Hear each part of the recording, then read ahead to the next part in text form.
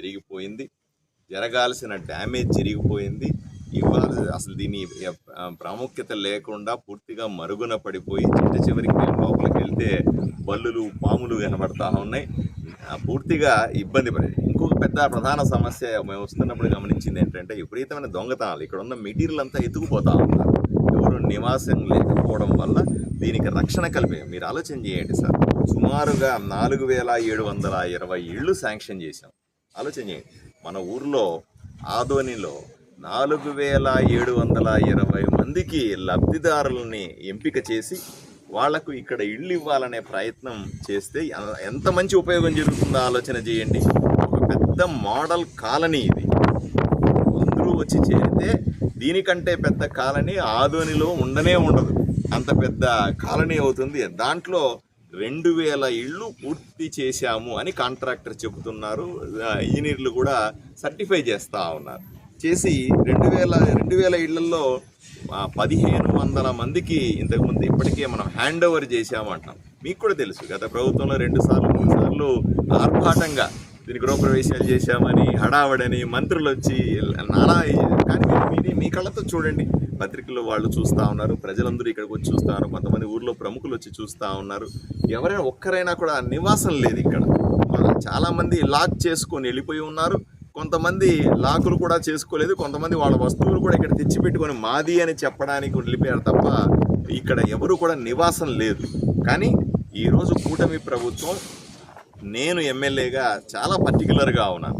ఈ ప్రజల ధనంతో, ప్రజల డబ్బులతో, ప్రజల కోసం నిర్మించినటువంటి ఇంత పెద్ద మోడల్ కాలనీ, ఇది పూర్తిగా తయారైతే అద్భుతంగా మోడల్ కాలనీ, ఇంత మంచి కాలనీని ప్రజలకు అందుబాటులో ఉంచాలా, ప్రజలకు నివాస యోగ్యం చేయాలనే పట్టుదలతో ఉన్నాను నేను ఈరోజు. అందువల్ల ఇంతమంది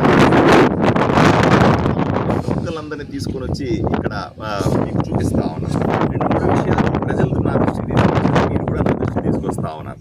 మొట్టమొదటిది, ఇక్కడికి రావడం పోవడం రవాణా చాలా కష్టము అని చెప్తా ఉన్నారు. ఏమి ఇబ్బంది పడాల్సిన అవసరం లేదు. మీకందరికీ నేను ఆర్టీసీ వాళ్ళతో మాట్లాడతాను. ఆర్టీసీ వాళ్ళతో మాట్లాడి మీరు చెప్పిన సమయాలకి ఆర్టీసీ బస్సులు లోకల్ ట్రాఫిక్ని ఏర్పాటు చేసే బాధ్యత నేను తీసుకుంటాను. అంతేకాకుండా ఇక్కడ షేరింగ్ ఆటోలు కూడా తక్కువ ఖర్చులో వస్తాయి. 10 రూపాయలు 20 రూపాయలు షేరింగ్ ఆటోలని ఎక్కువ మంది నివసిస్తే తక్కువ ఖర్చు అవుతుంది. మీకు తెలియని ఆ రకంగా ఏర్పాట్లు చేసే అవకాశం నాకు. రెండవది, ఇక్కడ రక్షణ లేదు, ఇక్కడ వచ్చి నివసిస్తే రక్షణ లేదు అని చెప్తా ఉన్నారు. ఏమి ఇబ్బంది పడాల్సిన అవసరం లేదు. పోలీసుతో నేను మాట్లాడతాను. ప్రత్యేకంగా పోలీస్ పికెట్ని ఏర్పాటు చేస్తాను. ఇక్కడ పూర్తి స్థాయిలో ఇక్కడ నివసించే వాళ్లకు రక్షణ కల్పించే బాధ్యత నేను తీసుకుంటానని మీకు అందరికీ చెప్తా ఉన్నాను. అలాగే మూడోగా, పుకార్లు జరుగుతూ ఉన్నాయి ఊర్లో.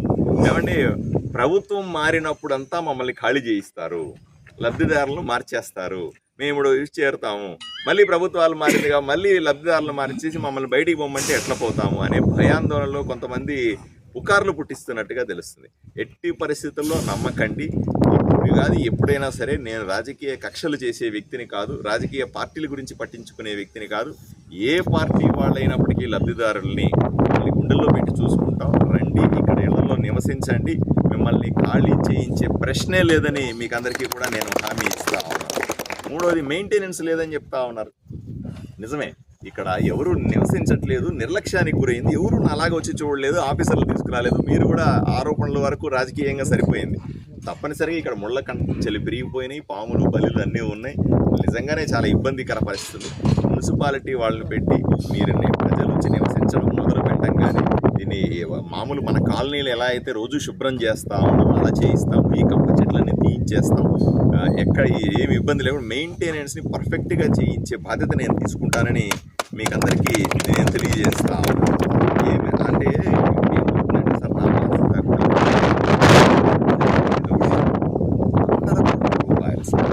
ఇవన్నీ ప్రజల డబ్బులు ప్రజల కోసం ఇల్లు కట్టి పేదవాడికి ఇల్లు కట్టిస్తా అనుకునే డబ్బులు ఇవన్నీ పాడైపోతే మీరు వస్తున్నప్పుడు కూడా చూసి ఉంటారు. ఎప్పుడో ఇందిరమ్మ కాలనీ అని ముందు వేసి ఉంటే ఇప్పుడు మీరు వస్తామంటే పాడుపడిపోయినటువంటి ఇళ్లతో మనకి ఎంత బాధ అనిపిస్తుంది సార్. ఆలోచన చేయండి. 5 ఏళ్ళు అయిపోయింది, ఇంత డబ్బులు ఖర్చు పెట్టి ఇవి ఎవరు నివసించకపోతే ఇవి కూడా పాడుపడిన బంగాళాలు అయిపోతే తర్వాత ఎవరు నష్టపోయినట్టు? దీనివల్ల ప్రజల డబ్బులు నష్టపోయినట్టుగా, ప్రజల పన్నులు కట్టిన డబ్బులు నష్టపోయినట్టుగా. అలా ఎందుకు చేసుకోవాలి? ఒక్కటి మాత్రం నన్ను నమ్మండి, ఎమ్మెల్యేగా నన్ను నమ్మండి. దయచేసి ఈ 1500 మంది కీస్ తీసుకున్న వాళ్ళు, ఇంకొక 500 మంది కీస్ తీసుకోవాల్సిన వాళ్ళు, అంటే హ్యాండ్ ఓవర్ చేసుకోవాల్సిన వాళ్ళు, దయచేసి అందరూ వచ్చేయండి ఇక్కడికి. నేను మిమ్మల్ని అందరినీ అభ్యర్థిస్తా ఉన్నాను. దయచేసి వచ్చేసి ఇక్కడ నివసించడం మొదలుపెట్టండి. మీకు అన్ని రకాల సదుపాయాలను ఏర్పాటు చేసి రెగ్యులర్గా నేనే వచ్చి ఈ కాలనీలో తిరుగుతూ, వారానికి ఒకసారి కనీసం తప్పనిసరిగా ఈ కాలనీలోకి వచ్చి ఇక్కడ తిరుగుతూ మీకు కావాల్సిన సదుపాయాలన్నిటినీ ఇక్కడ ఉన్న పెద్ద ఇంజనీర్లు గారు, అలాగే కాంట్రాక్టర్ ఇక్కడే దగ్గర ఉండి ఈ టెట్కో చేస్తాను.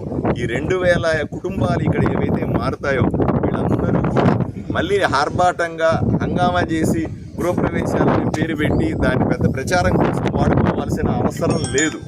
పక్షాలన్నీ కూడా మేమే చేయిస్తాం. ప్రతి ఒక్క ఇంట్లో చేరి బ్రహ్మాండంగా మీరందరూ కూడా ఎంజాయ్ చేయాల్సిందిగా ప్రజలకు, ఈ లబ్ధిదారులకు నేను విజ్ఞప్తి చేస్తా ఉన్నాను. దయచేసి దీనికి సహకరించాల్సిందిగా మిగతా అంటే